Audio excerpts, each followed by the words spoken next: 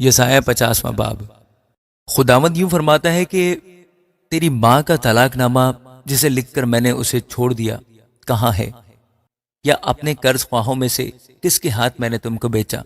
دیکھو تم اپنی شرارتوں کے سبب سے بک گئے اور تمہاری خطاؤں کے باعث تمہاری ماں کو طلاق دی گئی۔ بس کس لیے جب میں آیا تو کوئی آدمی نہ تھا، اور جب میں نے پکارا تو کوئی جواب دینے والا نہ ہوا؟ کیا میرا ہاتھ ایسا کوتاہ ہو گیا ہے کہ چھڑا نہیں سکتا؟ اور کیا مجھ میں نجات دینے کی قدرت نہیں؟ دیکھو میں اپنی ایک دھمکی سے سمندر کو سکھا دیتا ہوں اور نہروں کو صحرا کر ڈالتا ہوں۔ ان میں کی مچھلیاں پانی کے نہ ہونے سے بدبو ہو جاتی ہیں اور پیاس سے مر جاتی ہیں۔ میں آسمان کو سیاہ پوش کرتا ہوں اور اس کو ٹانٹ اڑاتا ہوں۔ خداوند خدا نے مجھ کو شاگرد کی زبان بخشی تاکہ میں جانوں کہ کلام کے وسیلے سے کس طرح تھکے ماندے کی مدد کروں۔ وہ مجھے ہر صبح جگاتا ہے اور میرا کان لگاتا ہے تاکہ شاگردوں کی طرح سنوں۔ خداوند خدا نے میرے کان کھول دیے اور میں باغی اور برگشتہ نہ ہوا۔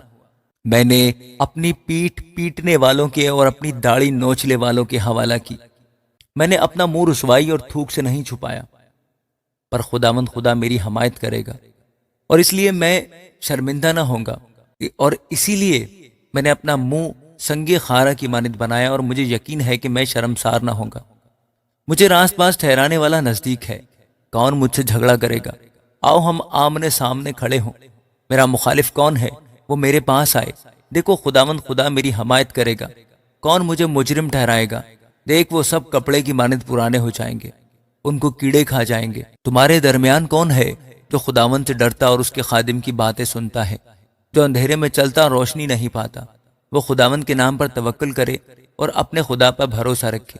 دیکھو تم سب جو آگ سلگاتے ہو اور اپنے آپ کو انگاروں سے گھیر لیتے ہو، اپنی ہی آگ کے شعلوں میں اور اپنے سلگائے ہوئے انگاروں میں چلو۔ تم میرے ہاتھ سے یہی پاؤ گے، تم عذاب میں لیٹ رہو گے۔ آمین۔